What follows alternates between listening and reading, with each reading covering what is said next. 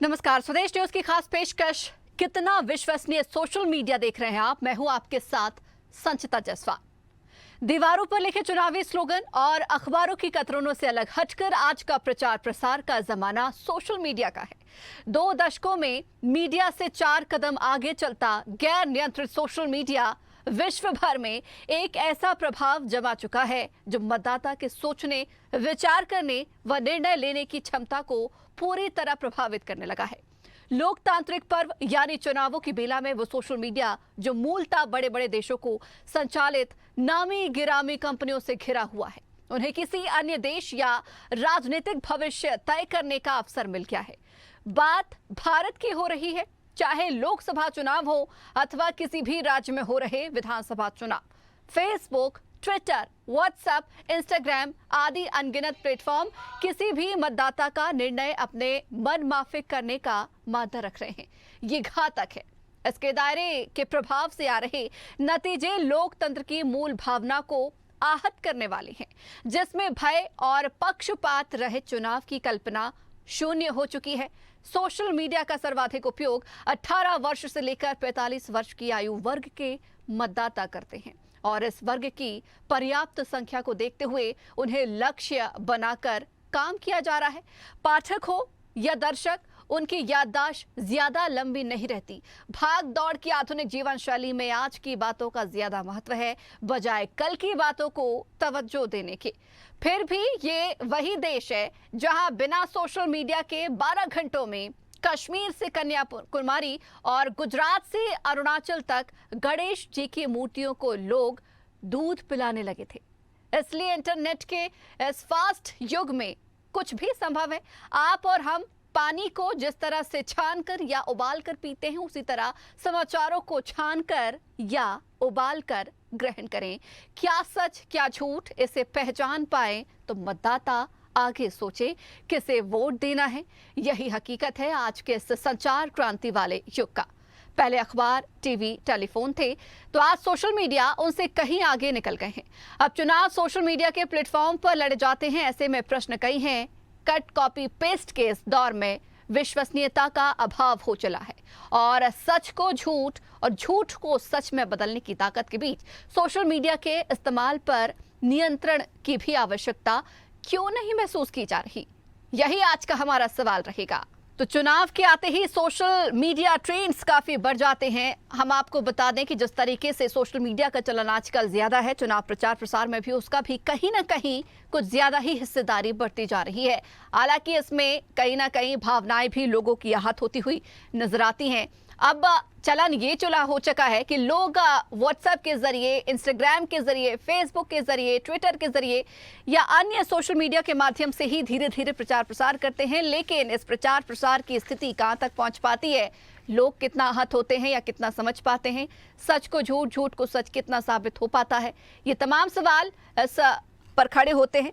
तो चर्चा करेंगे। हमारे साथ गेस्ट जुड़ गए हैं स्टूडियो में। हमारे साथ शोभित चतुर्वेदी साइबर एक्सपर्ट है, स्वागत है आपका। साथ ही हमारे साथ सत्यप्रकाश शर्मा वरिष्ठ पत्रकार भी जुड़ गए हैं। सर, आपका भी बहुत बहुत स्वागत है। और हमारे साथ साइबर लॉ एक्सपर्ट कुछ ही देर में रोहित जैन भी जुड़ेंगे, तब हम उनसे चर्चा करेंगे। तो सबसे पहले हम स्टूडियो की ओर रुख करेंगे। हमारे साथ शोभित जी हैं। शोभित जी, आज के दौर में जिस तरीके से सोशल मीडिया का चलन लगातार बढ़ गया है, अब देखिए चुनाव भी नजदीक है, तारीखें तय हो चुकी है, आचार संहिता लग गई है, लेकिन सोशल मीडिया पर प्रचार प्रसार या भ्रामक जानकारियां चलनी या जो है वो थम नहीं रही हैं। कैसे देखते हैं इन तमाम चीज़ों को?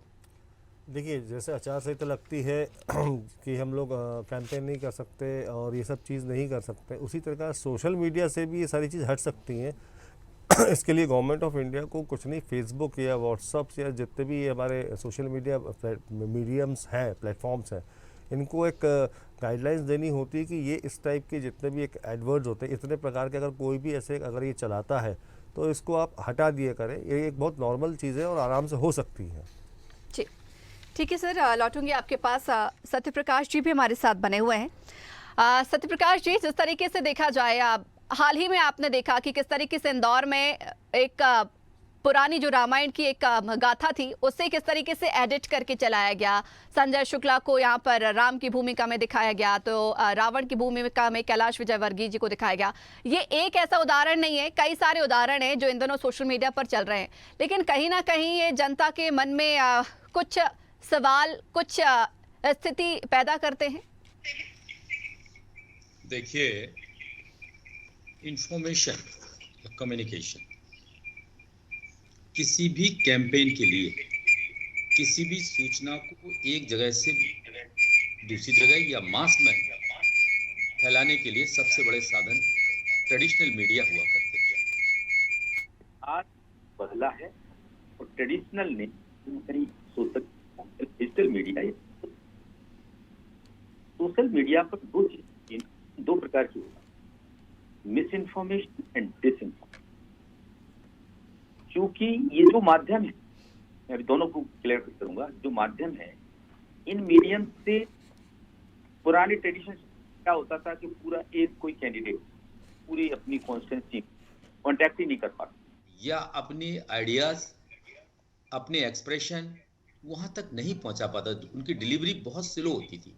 लेकिन आज करोड़ों गुना सोशल मीडिया के माध्यम से बढ़ी है, और ये आज के युग में ये बहुत बड़ा हथियार है किसी प्रोपेगेंडा को लागू करने के लिए। देखिए, आपको याद होगा कि द्वितीय विश्व युद्ध के दौरान जब रेडियो इजाद 1920 में हुआ, उसके बाद हिटलर ने इसका उपयोग अपने प्रोपेगेंडा को स्प्रेड करने के लिए किया था। आज कहीं ना कहीं इलेक्शंस जो हैं वो इस मोड में आ चुके हैं, क्योंकि हर हाथ में मोबाइल है, ज्यादातर लोगों के पास पहुंचने से बेहतर तरीका ये है। लेकिन इसमें एक चीज ध्यान रखी जाए, मैंने कहा misinformation and disinformation. कुछ चीजें ऐसी होती हैं जो भूल बस हो जाती हैं, वो डिस इन्फॉर्मेशन होती हैं। लेकिन जानबूझकर डिलिबरेटली अगर हम किसी चीज को गलत प्रस्तुत कर रहे हैं, जैसा कि आपने एक एग्जाम्पल दिया है, ये कहीं ना कहीं मतदाता को मोड़ सकते हैं। और जो मतदाता मुड़ेगा, यानी कि आपकी करेक्ट इंफॉर्मेशन से नहीं, मिस इन्फॉर्मेशन से वो मुड़ेगा, तो डेमोक्रेसी के लिए एक अच्छा संदेश नहीं होगा, और डेमोक्रेसी इससे कहीं ना कहीं वीक होगी।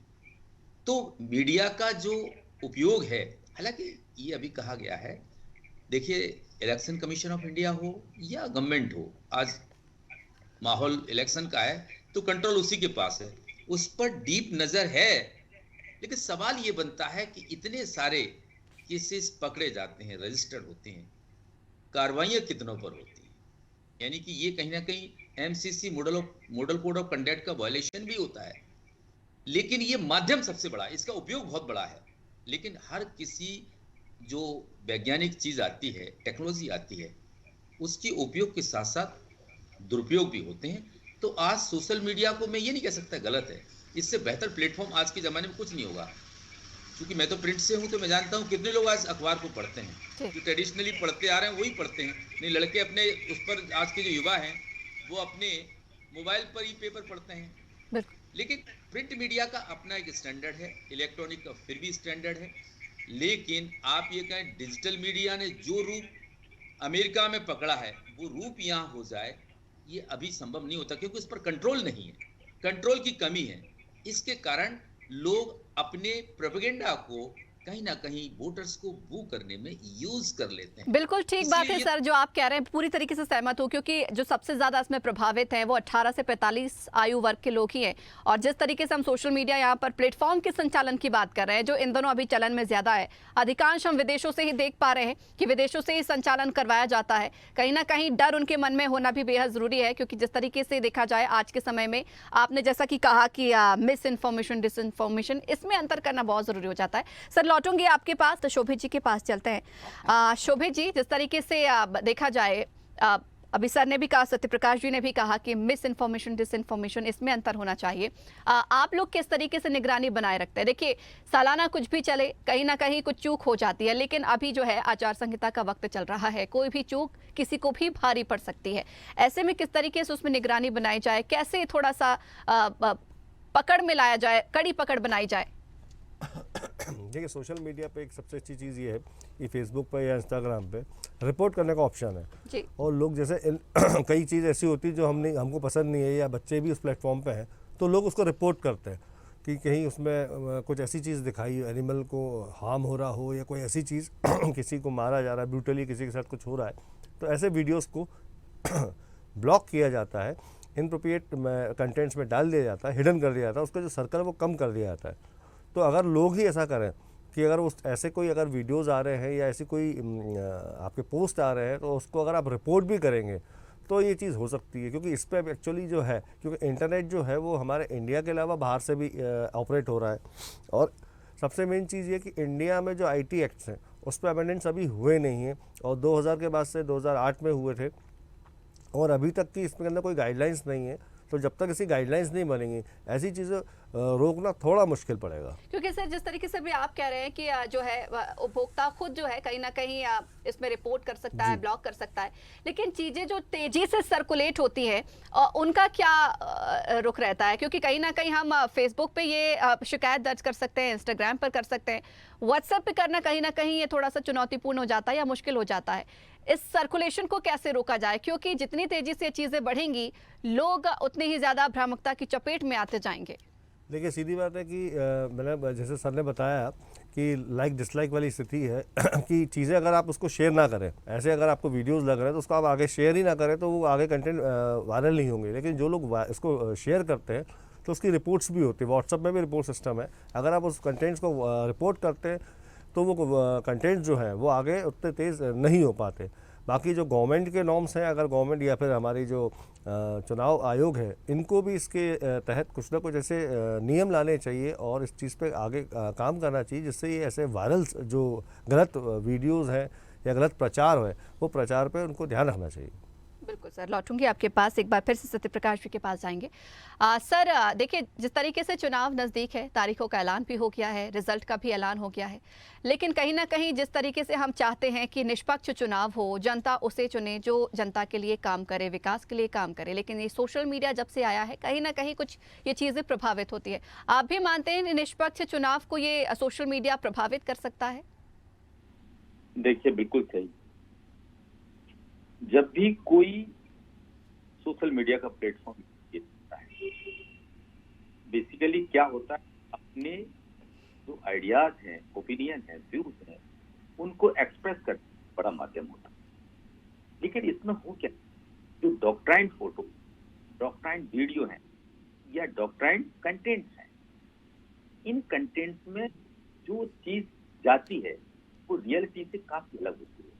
ये क्या करती है, किसी आदमी के, गलत आदमी की इमेज को अच्छा बिल्ड करने का काम कर देती है, कई बार अच्छे आदमी को गलत भी, उसकी इमेज को डाउन भी। तो इससे क्या, इसका सीधा सीधा प्रभाव वोटर्स पर पड़ता है, क्योंकि सोशल मीडिया यूजर्स की संख्या, आपने ये कहा है कि भाई यूजर्स केवल 18 से 22, ऐसा नहीं, गलत है। यूजर्स की संख्या हर उम्र में है, हर उम्र में है। आज बूढ़ा भी आदमी, क्योंकि डिजिटल इंडिया जब से आने के कारण हर हाथ में मोबाइल है, स्मार्ट मोबाइल। जब स्मार्ट मोबाइल है तो उसके पास वक्त होता है तो वो फेसबुक यूज करता है, व्हाट्सएप यूज करता है। देखिए, इन सब चीजों के अच्छे प्रयोग भी हैं, ऐसा नहीं है। जैसे मैंने कहा कि अब आज जैसे जिसने पर्चा भरा है उसको आज ही टिकट डिक्लेयर हुआ है, तो उसके पास 17 तारीख को पोल है, तो कितना टाइम मिला? केवल 2 दिन पहले प्रचार बंद हो जाएगा, तो टाइम कितना मिला? 15 दिन में उसको कितना प्रचार करना है कि अपनी कॉन्स्टिट्यूंसी में, कई कॉन्स्टिट्यूंसी कई किलोमीटर में फैली हुई है, उनमें क्या वो डोर टू डोर या विलेज टू विलेज या वार्ड टू वार्ड कर सकता है कैंपेन? नहीं कर सकता। तो ये सोशल मीडिया बड़े प्लेटफॉर्म होते हैं, ये ऐसा नहीं, हेल्पफुल ज्यादा है। इनके माध्यम से न केवल इलेक्शन बल्कि देश के डेवलपमेंट, आपने डेवलपमेंट कम्युनिकेशन सुना होगा आप, तो डेवलपमेंट में ये बड़ा रोल प्ले करते हैं। जैसे कोई प्रोग्राम सरकार का है, उस सरकार प्रोग्राम को आगे ले जाने में इनकी बड़ी भूमिका होती है। लेकिन जब कोई आदमी पब्लिक का अपने प्रति गलत उपयोग करना चाहता है, तब इसका, आप मैंने कहा, तब इसको मिसलीड कर देता है, पब्लिक को मिसलीड करके मिस इन्फॉर्मेशन स्प्रेड करके। तो ऐसे में क्या होता है कि ये चुनाव को प्रभावित कर देता है। तो जब ये चुनाव को प्रभावित करता है तो चुनाव की जो मंशा है, डेमोक्रेसी की मंशा क्या, इलेक्शन की क्या मंशा है कि एक फेयर एंड फ्री इलेक्शन होकर एक ऐसी गवर्नमेंट बने जो पब्लिक की गवर्नमेंट है, जो पीपल्स की गवर्नमेंट है। तो ये जब प्रभावी हो जाए, जैसे सपोज दैट आपका उद्देश्य किसी और कैंडिडेट को टिकट वोट करना है और आपके दिमाग में कहीं इस प्रकार से मिस इन्फॉर्मेशन फैला दी जाए उस पर्टिकुलर कैंडिडेट के अगेंस्ट, तो आपका विचार इमीडिएट बदल जाएगा। सर इस चीज से एक और चीज मैं आपसे समझना चाहूंगी, क्योंकि यही चीजें जो है इन दिनों हो रही हैं। क्योंकि अगर हम बात करें बीजेपी की या फिर हम बात करें कांग्रेस की या अन्य दल की, ये दोनों दलों की एक आईटी सेल होती है, जिस तरीके से आप भी सर बखूबी समझा रहे हैं। लेकिन ये पुराने वीडियोस को जो है सहेज कर रखते हैं एक दूसरे के विरोध में जताने के लिए। और अभी हाल ही दिनों में यही हो रहा है कि उन्हें ही सर्कुलेट सबसे ज्यादा किया जा रहा है। जब जांच होती है तब पता चलता है ये फलाने समय का वीडियो है, ये ठिकाने समय का वीडियो है। ये लेकिन जनता के मन में एक बहुत बड़ा सवाल छोड़ जाते हैं। इसे कैसे सर निपटा जाए? अच्छा सवाल है, तो जरा गहराई से समझना आप। जी देखिए, मनुष्य सबसे ज्यादा भुलक्कड़ प्राणी, भूल जाने की बड़ी आदत है, बड़े हद से भूल जाता है, बड़ी बड़ी खुशियां भी भूल जाता है। इसी प्रकार से जब कोई इंसिडेंट होता है, उस इंसिडेंट के होने के बाद उस समय आप लोग मीडिया में, हम लोग सब लोग कितना चलाते हैं, ये कर रहे हैं, ये लिख रहे हैं, वो चल रहा है, और लगता था कि ये पार्टी बैकफुट पे आ गई, ये कैंडिडेट बैकफुट पे आ जाएगा, पर ऐसा क्या होता नहीं होता है। इसलिए ये जो चीजें हैं ये कहीं ना कहीं उसके लिए बहुत यूजफुल होती है। इसीलिए कंपेयर करने के लिए जब वीडियोज हो, पुराने कुछ क्लिपिंग्स दूसरी हो, प्रिंट मीडिया की हो, फोटोज हो, इनके माध्यम से रिकॉल करने का तरीका सोशल मीडिया पर ही है। जब सोशल मीडिया से मान लो किसी व्यक्ति के 10,000 फॉलोअर्स हैं, 20,000 फॉलोअर्स हैं, तो वो चीज 20,000 से 3,000 में तो पहुंचेगी। आप 3,000 में कैसे पहुंचाएंगे? अगर हम मीडिया के माध्यम से जाएंगे तो मीडिया क्या आपकी पुरानी चीज को कैरी करेगी? नहीं करेगी, क्योंकि उसको भी तो डर है मॉडल ऑफ एमसीसी का, जो सुपर एमसीसी लगी है। तो इसलिए ये कैंडिडेट क्या करते हैं कि अपने जो अच्छे काम किए उनको याद दिलाने, या अपोनेंट पार्टी के जो कैंडिडेट है उसके क्या गलती चीजें थी उनको दिखाने का एक बड़ा माध्यम। मैंने कहा सोशल मीडिया गलत चीज नहीं है, लेकिन उसका उपयोग गलत, तरीका गलत, ये कहीं ना कहीं इसके लिए हानिकारक है। ना केवल इलेक्शंस के लिए, बल्कि मैं तो ये कहूंगा ये उस देश, जिस देश में इसका उपयोग गलत तरीके से ज्यादा बढ़ रहा है, वो उसके विकास में भी एक बड़ा अवरोध है, और इससे लोगों की मानसिकता पर भी बड़ा प्रभाव पड़ता है। जब लोग बदलते हैं तो नेचुरली देश बदलता है, देश बदलता है तो दुनिया बदलती है। तो इसलिए इस पर कंट्रोल होना बहुत जरूरी है। हालांकि ये नहीं कि सोशल मीडिया पे कंट्रोल के अभी तक कोई कानून नहीं बने हो, कानून है, लेकिन है क्या कि देश में जिस गति से इन चीजों का उपयोग बढ़ा है, उसी गति से, उसी पॉपुलेशन के हिसाब से यहाँ पर उस पर कंट्रोल करने वाली एजेंसी या एक्ट में उतनी बढ़ोतरी नहीं हुई है, इसलिए इनके मिसयूज बढ़ गए। बिल्कुल सर रोकना चाहूंगी, लौटूंगी आपके पास। शोभित जी भी लगातार बने हुए हैं। शोभित जी, जिस तरीके से अभी हम बात कर रहे थे, देखिए अभी चुनावी समय है, ज़्यादा से ज़्यादा जो नेता हैं, प्रत्याशी हैं, वो सोशल मीडिया का उपयोग भी करते हैं। इसके लिए अभी आप भी जानते होंगे बखूबी, अलग से टीम भी हायर की जा रही है इन दिनों, ताकि उनके सोशल मीडिया को संभाल सके, हैंडल कर सके। लेकिन कहीं ना कहीं मिस यूज तो इन चीज़ों का हो रहा है। अगर यहाँ से नहीं हो रहा है तो प्लेटफॉर्म का जो अधिकांश संचालन है वो विदेशों से हो रहा है। इस पर कैसे तरीके से निगरानी बनाई जाए या इस पर कैसे लगाम लगाई जाए? देखिए, एक कहते ना पॉजिटिव न्यूज़ और नेगेटिव न्यूज़, ये एक प्रचलन है, ये काफ़ी सालों से चालू हुआ है कि सोशल मीडिया के तहत क्योंकि नेगेटिव न्यूज़ बना के अपोनेंट के लिए उसको नेगेटिव बनाना है और ख़ुद की पॉजिटिव न्यूज़ डाल के इनका ऐसे आगे बढ़ाते हैं। प्लस क्योंकि वो कहीं ना कहीं रिपोर्ट होगी, कहीं ना कहीं से वो पकड़ा जाएगा, क्योंकि साइबर सेल पे रिपोर्ट होती है, फिर आईपी एड्रेस निकाल के उसको ट्रैप करते हैं। तो इसलिए वो एक्चुअल होता ही है कि वो विदेशों से उसको अपलोड करवाते हैं, जिससे क्योंकि गवर्नमेंट ऑफ इंडिया के पास जो नॉर्म्स हैं, जो आईटी एक्ट है, वो विदेश में जाके उसको ट्रैप करने के नहीं हैं अभी फ़िलहाल तक। ऐसी छोटी चीज़ों पर हाँ उसको ब्लॉक कर दिया जाएगा, उसको कंटेंट्स को हटा दिया जाएगा। लेकिन ऐसे लोगों को, क्योंकि जब वो पोस्ट करते हैं तो इस चीज़ को देखने के लिए जो हमारे पास एक अलग से चुनाव आयोग के पास भी खुद की एक टीम होनी चाहिए जो इन सब चीज़ों पर निगरानी रखें। जैसे वो उनके पास टीम है कि वो कहाँ पर कौन क्या प्रचार कर रहा है, कैसे कर रहा है, ऐसे चुनाव आयोग के पास खुद की आईटी सेल होना चाहिए, जिससे वो चीज़, क्योंकि जिस तरह की हम आगे बढ़ रहे हैं, डिजिटल इंडिया की बात कर रहे हैं कि डिजिटल इंडिया में जिस तरह से हम आगे बढ़ रहे हैं, आज 8 साल से लेके, बल्कि 8 भी नहीं 3 साल से बच्चे से लेके 85 साल के व्यक्ति तक के पास मोबाइल है, स्मार्टफोन है, और वो आज अपने मोबाइल को देख रहे हैं, उसमें मूवीज़ देखते हैं, उसमें कंटेंट्स देखते हैं। पर क्या हमारा देश उस चीज़ को कुछ देख के नया सीख के आगे बढ़ रहा है? तो वो जैसे बताया, तो उस चीज़ से नहीं हो रहा है। तो चुनाव आयोग को सबसे पहले इस चीज़ को लेके चलना पड़ेगा कि एक IT सेल बनानी पड़ेगी। गवर्नमेंट ऑफ इंडिया, मैं फिर कह रहा हूँ अगेन, क्योंकि जो भी सरकार रहेगी वो इसको ये नियम लाने पड़ेंगे IT लॉज में, जिसके कारण ये सब चीज़ें हम स्थिर कर सकें। ठीक है, कोई नियम है नहीं है। एक सवाल हम रोहित जी से भी ले लेते हैं। रोहित जी दोबारा से हमारे साथ जुड़ गए हैं। रोहित जी, जिस तरीके से देखा जाए आज चुनावी समय है, सोशल मीडिया का भारी तादाद में जो है उपयोग हो रहा है, हम किसी भी दल की बात कर ले, लेकिन जिस तरीके से देखा जाए हम इलेक्ट्रॉनिक मीडिया की बात करें, प्रिंट मीडिया की बात करें, कहीं ना कहीं इनके लिए कुछ गाइडलाइंस हैं, लेकिन सोशल मीडिया के लिए नहीं। कुछ नियम है क्या जिसमें लगाम लग सके? बिल्कुल। वर्तमान में हमारे पास जो साइबर कानून है वो इंफॉर्मेशन टेक्नोलॉजी एक्ट 2000 है, जिसके सन 2008 में कुछ अमेंडमेंट्स हुए, और उन अमेंडमेंट्स के बाद उसमें एक सेक्शन जोड़ा गया था, सेक्शन 66 सब क्लॉज ए, जिसके तहत कहा गया था कि अगर कोई भी व्यक्ति किसी प्रकार का ऑफेंसिव या भ्रामक मैसेज फैलाता है तो उसमें 3 साल की सजा के प्रावधान थे। मगर माननीय सर्वोच्च न्यायालय के एक न्याय दृष्टांत आया Shreya Singhal versus union of India का, जिसमें सन 2015 में ऑनरेबल सुप्रीम कोर्ट ने उस कानून को यह कहते हुए उस धारा को खत्म करा कि वो धारा जो थी एक अनुच्छेद 19 जो हमारे संविधान में दिया गया है, जो एक freedom of speech and expression की आजादी सभी को देता है, जिसमें हर भारत के हर नागरिक को एक राइट दिया गया है फ्रीडम ऑफ स्पीच और एक्सप्रेशन का, बोलने और अपने बात को कहने व्यक्त करने की आजादी का।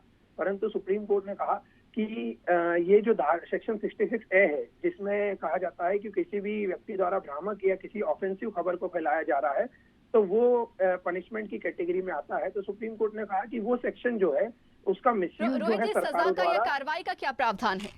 उसमें उसको स्ट्रक डाउन कर दिया। लेकिन इसके बाद भी आज भी हमारे पास सोशल मीडिया के रूल्स सन 2019 में अवेलेबल थे, जिसके अनुसार किसी भी व्यक्ति द्वारा अगर कोई भ्रामक खबर फैलाई जा रही है, जो इसे कोविड के पीरियड में ही फैलाई जा रही थी और अब राजनीतिक जब चुनावों का दौर है तो ऐसे में भी फैलाई जा रही है, तो इसके लिए हमारे पास अभी भी IT एक्ट में प्रोविजन है। अगर कोई व्यक्ति ऐसा ऑब्सीन मटेरियल को प्रोवाइड करता है, ऑब्सीन मटेरियल को शेयर करता है, तो उसमें 3 साल की सजा के प्रावधान धारा 67 में अवेलेबल है।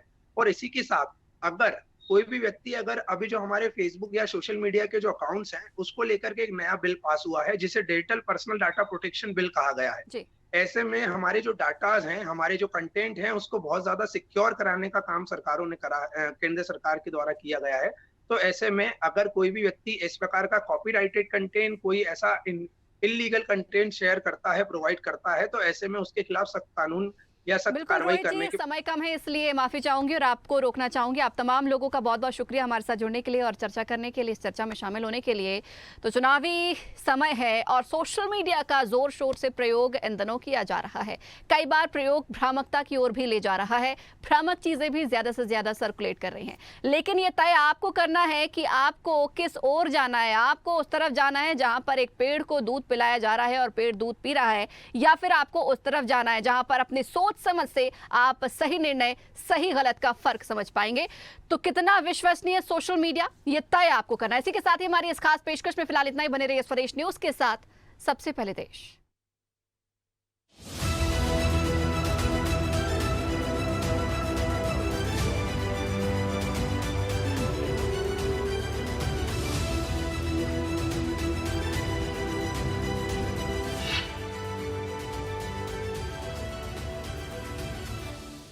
अगर आपको हमारा वीडियो पसंद आया तो लाइक, शेयर, कमेंट, सब्सक्राइब करें, बेल आइकन का बटन दबाएं। हमारी वेबसाइट swedeshlive.com पर जाना ना भूलें।